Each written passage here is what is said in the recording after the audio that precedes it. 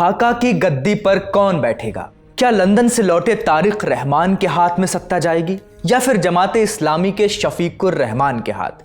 ढाका में जो नया निज़ाम आएगा वो दिल्ली के लिए कैसा होगा, रावलपिंडी के लिए कैसा होगा? बांग्लादेश की जनता ने सारे जवाब तैयार कर लिए हैं। गिनती शुरू हो गई है। चुनाव में एक गुलाबी पर्ची का भी बड़ा शोर है। ये क्या भला है? तो आज के शो में बात करेंगे बांग्लादेश चुनाव पर। नमस्ते, मेरा नाम है अंकुर और आप देख रहे हैं ललन टॉप का अंतर्राष्ट्रीय प्रसंगों से जुड़ा रोजाना का कार्यक्रम दुनियादारी। Brought to you by Sensodyne DSP, रजनीगंधा and ITEL। नया सेंसोडेंट डीएसपी नर्व्स को प्रोटेक्ट करे और इनामल को repair. Feel the relief with सेंसोडेंट DSP. लंबी कतारें हैं और उंगलियों पर स्याही के निशान, लेकिन इन सब के बीच हिंसा के लिए भी अपनी जगह थी। बांग्लादेश में आज हिंसा और झड़पों के बीच वोट पड़े हैं। वोटिंग शुरू होते ही ऐसी खबरें आने लगी थी। एक पोलिंग बूथ पर बम से हमला हुआ, एक और बूथ पर कब्जा करने की कोशिश हुई। कई इलाकों में वोटर्स के बीच झड़पें भी हुई। ऐसी ही एक झड़प में बीएनपी के एक नेता मुहिबुज्जमान कोची की जान चली गई। इस वक्त ढाका के तेजगांव इलाके के एक पोलिंग सेंटर में हूं और आपको दिखाऊं किस तरह से भारी संख्या में लोग यहाँ पे आए हैं। सुबह से हम लोग देख रहे थे, बहुत सारे पोलिंग स्टेशन का हम लोगों ने रवाना किया है और उसके बाद ये जो पोलिंग स्टेशन है, यहाँ पे खास चीज ये है कि सिक्योरिटी का पुख्ता इंतजाम किया गया है। वो तो है ही, जैसे बांग्लादेश नेवी, आंसर और रैपिड एक्शन बटालियन है, लेकिन उसके साथ साथ जो वोटर लाइन है वो एक बार आप देखिए कितनी लंबी कतार में खड़े हैं इस वोटिंग लाइन में। यहाँ पे महिलाओं का जो पार्टिसिपेशन है इस चुनाव में वो खास दिखा जा रहा है। उसके साथ साथ महिला और युवा, ये तो वर्ग है, कहीं ना कहीं ये कहा जा रहा है कि एक डिसाइडिंग फैक्टर बन सकता है इस बांग्लादेश चुनाव का। और काफी भारी तादाद में, भारी संख्या में लोग यहाँ पे आए हैं। इन सब के बावजूद जनता घर से निकली। बांग्लादेश के चुनाव आयोग के मुताबिक दोपहर 2 बजे तक ही करीब 48% वोट पड़ चुके थे। इस बार पोस्टल बैलेट की भी सुविधा थी। 6.5 लाख से ज्यादा वोट डाक से आए हैं। लेकिन इन आंकड़ों से इतर भी एक तस्वीर है। शेख हसीना की पार्टी अवामी लीग के गढ़ माने जाने वाले इलाकों में वोटिंग बेहद कम हुई है। 30 साल में पहली बार बैलेट पेपर पर अवामी लीग के चुनाव चिन्ह नाव का निशान नहीं था। हम लोग इस वक्त ढाका के गुलिस्तान इलाके में हैं और मेरे पीछे ये जो बिल्डिंग आप देख रहे हैं ये है अवामी लीग का हेडक्वार्टर। गुलिस्तान इलाका है और अवामी लीग का ये जो हेडक्वार्टर है आप देख सकते हैं बिल्कुल खाली है। इससे पहले इसको तोड़ा गया था, इसको जलाया गया है और इस वक्त अवामी लीग की जो पूरी लीडरशिप है वो भारत में है। शेख हसीना खुद भारत में रिफ्यूज ले रही हैं और जो समर्थक हैं वो बांग्लादेश के विभिन्न प्रांत में फैले हुए हैं और उनका रोल काफ़ी अहम रहेगा। लेकिन इससे अंदाज़ा लगाया जा सकता है किस तरह का एक स्टार्क कॉन्ट्रास्ट देखने को मिल रहा है, जहां एक और पूरे ढाका में, पूरे बांग्लादेश में लोग, जितना हमारे कैमरे में दर्ज हुआ है, भारी तादाद में लोग वोट देने के लिए बाहर निकल रहे हैं इस चुनाव में, संसदीय चुनाव में। वही दूसरी ओर अवामी लीग पार्टी को बैन कर दिया गया है। मोहम्मद यूनुस सरकार के द्वारा ये पार्टी पर पाबंदी लगाई गई है, बैन लगाया गया है। और उसके साथ साथ अवामी लीग की जो लीडरशिप है उन्होंने भी इस चुनाव को बॉयकॉट करने का एक कॉल दिया है। उन्होंने कहा है, एक स्लोगन दिया है, नो वोट नो वोट। और इसके तहत जो अवामी लीग के समर्थक हैं उनका रवैया क्या रहेगा, उनका रुख क्या रहेगा इस चुनाव में, ये बहुत महत्वपूर्ण हो सकता है। लेकिन बांग्लादेश की अंतरिम सरकार के मुखिया मोहम्मद यूनुस ने जब वोट डाला तो उन्होंने इसे लोकतंत्र का पुनर्जन्म बताया।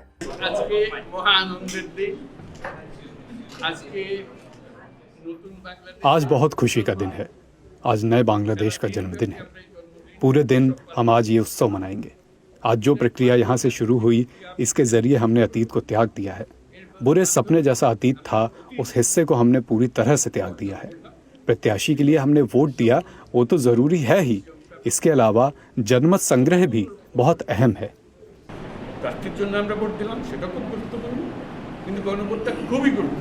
बांग्लादेश में पिछला चुनाव जनवरी 2024 में हुआ था। तब शेख हसीना 5वीं बार सत्ता में लौटी थी। विपक्ष ने उस चुनाव को बायकॉट किया था, धांधली के आरोप लगाए थे। अब की बार उल्टा है। हसीना देश छोड़ चुकी हैं, उनकी पार्टी अवामी लीग पर बैन लगा दिया गया है और चुनाव में हिस्सा लेने से रोक दिया गया है। तो अब की बार कौन सरकार बना सकता है, समझते हैं। बांग्लादेश की संसद जातीय संसद में कुल सीटें हैं 350। इसमें से 300 सीटों पर दावेदारी के लिए भारत जैसा सिस्टम है, first pass the post system, यानी जिसे एक वोट भी ज्यादा मिला वो जीता। बाकी की 50 सीटें महिलाओं के लिए रिजर्व्ड हैं। ये 50 सीटें चुनाव नतीजे आने के बाद पार्टियों को उनकी जीत के अनुपात में बांटी जाती हैं, प्रोपोर्शन में। मसलन अगर किसी पार्टी ने 60 सीटें जीती तो उसे उन 50 में से 10 सीटें मिलेंगी। बहुमत का आंकड़ा है 151। इस गणित में जिसका हिसाब सही निकलेगा वो बांग्लादेश का चौथा लोकतांत्रिक मुखिया होगा। कैसे? आपकी स्क्रीन पर एक ग्राफिक है। 1971 में आज़ादी के बाद से अब तक का हिसाब देखिए।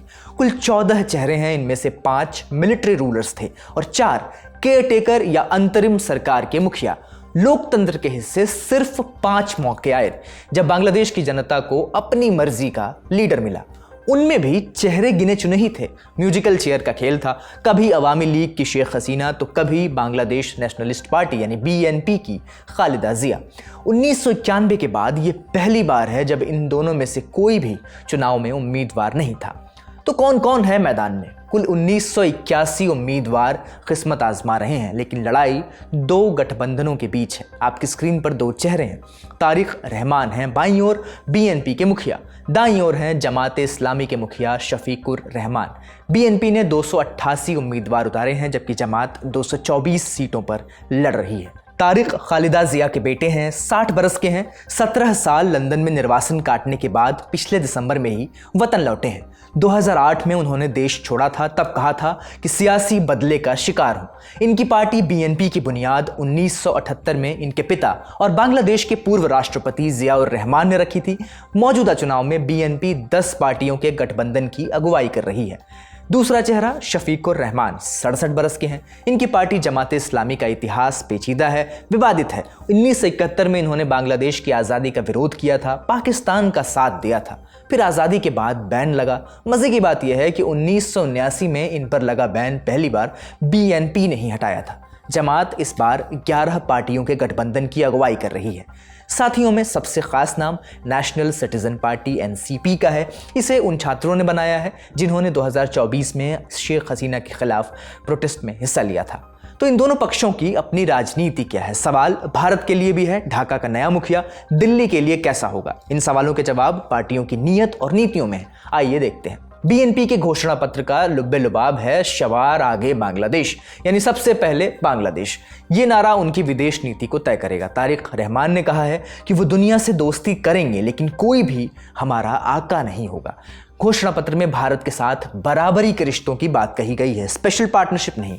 एक चेतावनी भी है। BNP ने कहा है कि वो पिछले 1.5 दशक में हुए समझौतों की समीक्षा करेगी। उनका मानना है कि दोनों देशों के बीच कई संधियां एक तरफा हैं।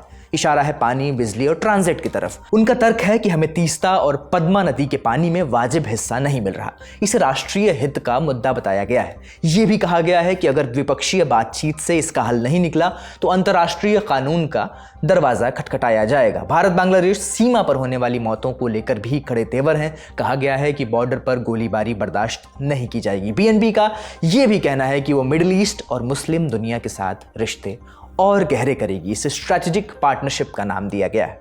घर के अंदर भी बड़े बदलावों का खाका खींचा गया है। महज 18 महीनों में 1 करोड़ नौकरियां देने का वादा है। पार्टी का ये भी कहना है कि वो ये सुनिश्चित करेगी कि अब कोई भी प्रधानमंत्री 2 बार से ज्यादा कुर्सी पर न बैठे और संसद में 2 सदन हो। अल्पसंख्यकों को लेकर भी वादे हैं। भरोसा दिलाया गया है कि उनकी प्रॉपर्टी और उनके धार्मिक स्थल सुरक्षित रहेंगे।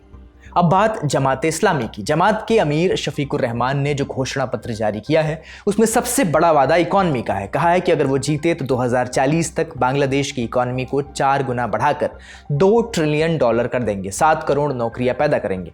जमात ने महिलाओं को लुभाने के लिए वर्किंग मदर्स के लिए दिन में सिर्फ 5 घंटे काम करने का नियम लाने की बात कही है। अगला पॉइंट अल्पसंख्यकों की सुरक्षा। जहां BNP ने हिंदुओं की सुरक्षा का साफ तौर पर वादा किया है, वहीं जमात ने सिर्फ प्रतिनिधित्व यानी रिप्रेजेंटेशन की बात की है। सुरक्षा पर साफ तौर पर कुछ भी नहीं कहा गया है। चर्चा विदेश नीति की करते हैं। जमात, जिसे अक्सर पाकिस्तान के करीबी के तौर पर देखा जाता है, आरोप लगता है उसने अपने घोषणा पत्र में पाकिस्तान का जिक्र तक नहीं किया है। जमात ने अपने घोषणा पत्र में भारत के साथ दोस्ताना और सहयोगपूर्ण रिश्तों की बात की है, लेकिन एक पेंच है, भारत उनके लिए खास नहीं है, स्पेशल नहीं है। उन्होंने भारत को नेपाल, भूटान और म्यांमार की कतार में खड़ा किया है। नदियों के पानी के मुद्दे पर उनका रुख भी सख्त है, वो भी इसे अंतर्राष्ट्रीय मंच पर ले जाने की बात कर रहे हैं। इसके अलावा जमात ने तुर्की और खाड़ी देशों से रिश्ते मजबूत करने की बात की है। तो आपने दोनों पार्टीज के घोषणा पत्र देखे, अब जानते हैं कि इन दोनों पार्टियों में से किसे आगे बताया जा रहा है। जानने के लिए चलते हैं न्यूज रूम। बांग्लादेश में सुबह 7:30 बजे वोटिंग शुरू हुई, जो शाम 4:30 बजे तक चली। दोपहर 2 बजे तक वोटर टर्नआउट 48% था। हालांकि अब भी फाइनल वोटर टर्नआउट नहीं आया है। मतदान खत्म हो चुके हैं, वोटों की गिनती शुरू हो गई है और शुरुआती रुझान भी आने लगे हैं। रात 8 बजे तक 40 सीटों पर रुझान आए हैं। इनमें से 26 पर बीएनपी, 12 पर जमाते इस्लामी पार्टी, 1 पर स्टूडेंट मूवमेंट के छात्र नेताओं की एनसीपी यानी नेशनल सिटीजन पार्टी और 1 सीट पर इस्लामी आंदोलन पार्टी के नेता आगे चल रहे हैं। फाइनल रिजल्ट कल घोषित होंगे।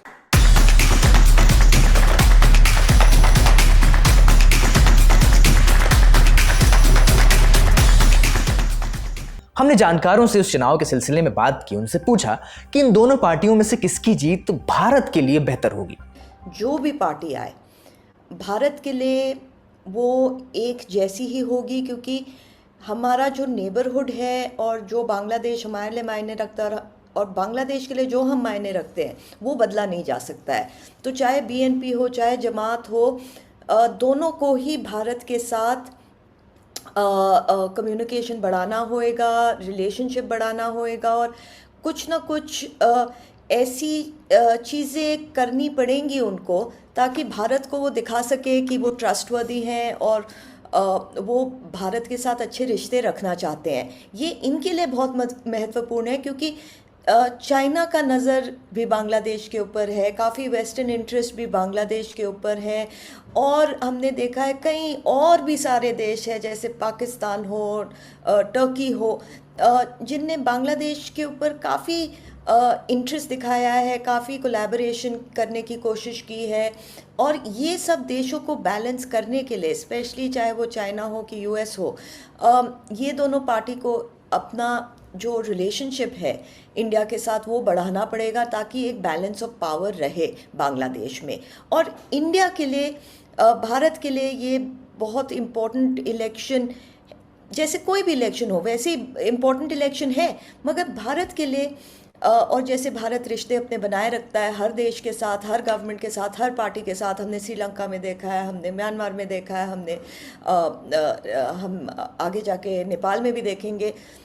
भारत दोनों पार्टीज़ के साथ अपने चैनल्स ऑफ कम्युनिकेशन ओपन रखेगी, अपने रिश्ते स्ट्रॉन्गर करेगी, क्योंकि बॉर्डर तो हमारे है ही बांग्लादेश के साथ, मगर एक पुराना रिश्ता भी है जिसको कायम रखना बहुत ज़रूरी है। चुनाव नतीजे कब आएंगे? अमूमन वोटिंग के अगली सुबह तक रुझान साफ होने लगते हैं, लेकिन इस बार मामला थोड़ा पेचीदा है। बताया जा रहा है कि गिनती में वक्त लगेगा। हालांकि गिनती शुरू हो गई है, लेकिन इस बार वक्त लग सकता है, क्योंकि इस बार वोटर्स के हाथ में 2 पर्चियां थीं, जैसा हमने आपको बताया। संसद के लिए सफ़ेद पर्ची और जुलाई नेशनल चार्टर के रेफरेंडम के लिए गुलाबी पर्ची। दोनों की गिनती साथ होगी, इसलिए सुस्ती लाजमी है। आप पूछेंगे ये गुलाबी पर्ची क्या भला है? ये एक रेफरेंडम है, यानी जनमत संग्रह। मोहम्मद यूनुस की अंतरिम सरकार ने अगस्त 2024 में जुलाई नेशनल चार्टर पेश किया था। कहा था कि इसका मकसद है देश को दोबारा तानाशाही से बचाना। अब इस चुनाव में जनता से पूछा जा रहा है कि क्या वो इस चार्टर को मंजूर करती है।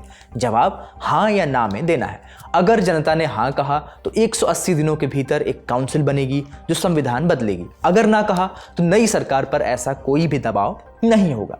इस चार्टर में 80 से ज़्यादा सुधार हैं। वोटर्स अलग अलग चुन नहीं सकते, पूरा पैकेज लेना होगा या छोड़ना होगा। क्या बातें हैं? संसद अब 2 सदनों वाली होगी, यानी बाई कैमरल, जैसे भारत में लोकसभा और राज्यसभा। प्रधानमंत्री के कार्यकाल की सीमा तय होगी, 10 बरस से ज्यादा कोई भी प्रधानमंत्री नहीं रह सकेगा। डिप्टी स्पीकर विपक्ष का होगा। इसके अलावा जजों की नियुक्ति के लिए नया आयोग बनेगा। बीएनपी और जमात इस्लामी ने इस चार्टर पर दस्तखत किए हैं, लेकिन दोनों की नीयत में फर्क है। बीएनपी थोड़ी असहज मानी जा रही है। जानकारों का मानना है कि वो अभी हाँ तो कह रहे हैं, लेकिन अगर सत्ता में आए तो वो इन बदलावों को ठंडे बस्ते में डाल सकते हैं। दूसरी तरफ जमात इस्लामी के लिए एक मौके की तरह है, जिसके तहत पिछले 50 बरस से चले आ रहे 2 पार्टियों के दबदबे को वो खत्म कर सकते हैं। इसलिए अगर जमात सरकार में आती है तो वो इन बदलावों को तेजी से लागू करेगी, ऐसा माना जा रहा है। कुल जमा 13 फरवरी को पता चलेगा कि ढाका की कुर्सी किसकी होगी, और ये भी कि बांग्लादेश का लोकतंत्र किस रास्ते जाएगा। बड़ी खबर यहीं तक, अब सुर्खियों की बारी।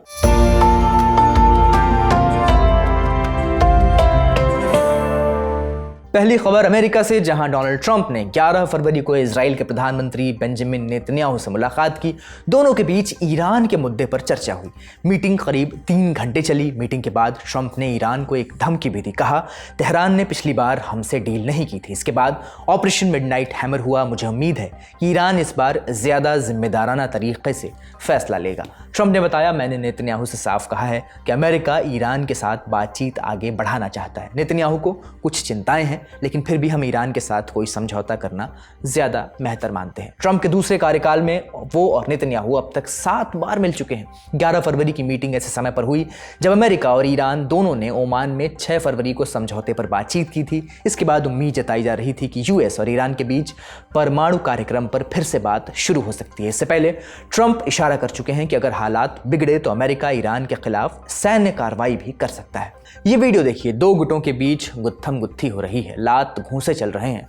जमीन पर गिराकर मारा जा रहा है। लग रहा है जैसे जमीन पर कब्जे के पीछे 2 गुट लड़ रहे हैं, लेकिन ये सड़क नहीं, संसद में लड़ाई का वीडियो है। देश है तुर्की, जहां 11 फरवरी को नए न्याय मंत्री अकिन गुरलेक शपथ ले रहे थे। राष्ट्रपति रचिप तैयब अर्दवान ने उनकी नियुक्ति की है, लेकिन विपक्षी नेता इसका विरोध कर रहे हैं। दरअसल अकिन गुरलेक पहले इस्तांबुल के चीफ पब्लिक प्रोसिक्यूटर थे, जो विपक्षी पार्टी रिपब्लिकन पीपल्स पार्टी से जुड़े हाई प्रोफाइल केसेस देखते थे। विपक्ष का आरोप है कि तब अकिन राजनीतिक फायदे के लिए केस चलाते हैं ताकि सरकार की आलोचना करने वालों को कमजोर किया जा सके। बस इसी वजह से विपक्ष ने नेता अकिन को शपथ लेने से रोकना चाहा। इसके लिए उन्होंने शपथ वाला पोडियम ही घेर लिया। अकिन के बचाव में रूलिंग पार्टी के नेता आगे बढ़े, जिसके बाद पक्ष विपक्ष दोनों में मारपीट शुरू हो गई। मामला बिगड़ते देख स्पीकर ने संसद की कार्यवाही 15 मिनट के लिए स्थगित कर दी। 15 मिनट बाद संसद बहाल हुई और रूलिंग पार्टी के नेताओं के घेराव के बीच अकिन ने शपथ ली। रूस ने पूरे देश में व्हाट्सएप को ब्लॉक करने का आदेश दिया है। मेटा की कंपनी व्हाट्सएप ने कहा कि इस कदम का मकसद रूस में उसके 10 करोड़ से ज़्यादा यूज़र्स को एक सरकारी निगरानी वाले ऐप की ओर ढकेलना हो सकता है। वहीं क्रेमलिन के प्रवक्ता दिमित्री पेस्कोव ने कहा कि यह फैसला इसलिए लिया गया क्योंकि मेटा रूसी कानूनों का पालन करने को तैयार नहीं था। अगर मेटा नियम मानकर बातचीत करे तो ये दोबारा काम शुरू कर सकता है। जब उनसे पूछा गया कि क्या सरकार लोगों को सरकारी मैसेजिंग ऐप मैक्स इस्तेमाल करने के लिए मजबूर कर रही है, तो पेस्कोव ने कहा कि ये रूसियों के लिए एक ऑप्शन के तौर पर मौजूद है। रूस के इंटरनेट रेगुलेटर ने इस हफ्ते टेलीग्राम की पहुंच भी और सीमित करने की बात कही है। टेलीग्राम रूस में बेहद लोकप्रिय है और यूक्रेन युद्ध में इसका इस्तेमाल होने की बात भी कही जाती है। युद्ध समर्थक ब्लॉगर्स ने शिकायत की है कि इन पाबंदियों से कम्युनिकेशन में दिक्कत हो रही है। असल में 2022 में यूक्रेन पर हमले से पहले ही रूस अपनी घरेलू इंटरनेट व्यवस्था बनाने की कोशिश कर रहा था। युद्ध के दौरान ये कोशिश और तेज हो गई और सरकार समर्थित मैक्स जैसे प्लेटफॉर्म को बढ़ावा दिया जाने लगा। आलोचकों का कहना है कि मैक्स का इस्तेमाल निगरानी के लिए हो सकता है, हालांकि सरकारी मीडिया इससे इनकार करता है। रूस में टीवी विज्ञापनों, होर्डिंग्स और अधिकारियों के जरिए इस ऐप का खूब प्रचार किया जा रहा है। आज का दुनियादारी यहीं समाप्त होता है। अपना और अपनों का ख्याल रखिए। शुक्रिया। शुभ रात्रि।